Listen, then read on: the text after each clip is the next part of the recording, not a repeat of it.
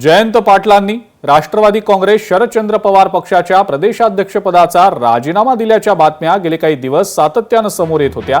मात्र या सगळ्या चर्चांवर आता जयंत पाटील यांनी स्वतःच पूर्णविराम दिलेला आहे। मी राजीनामा दिलेला नाही असं स्पष्टपणे जयंत पाटील यांनी सांगितलेलं आहे।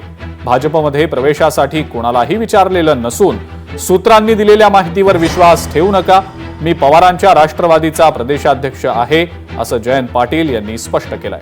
भाजपच्या प्रमुख नेत्यांसोबत माझे चांगले संबंध आहेत हे सांगतानाच आपण अजूनही राजीनामा दिलेला नाही असं जयंत पाटील यांनी स्पष्ट केलेलं आहे।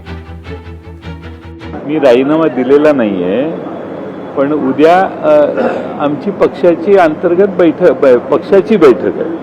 अंतर्गत नाही, पक्षाची सर्वसाधारण बैठक आहे। भारतीय जनता पक्षामध्ये प्रवेश करण्यासाठी कोणी मला विचारलेलं नाही ना मी कुणाला विनंती केलेली आहे। एखाद्या प्रदेशाध्यक्ष असणारा माणूस त्याच्या बाबतीत एवढ्या वावड्या उठणे आणि तो कुठल्या पक्षात जात आहेत याचं तुम्हीच सगळे ठरवायला लागले। मी कुठल्या पक्षात जायचं, काय करायचं, काय नाही।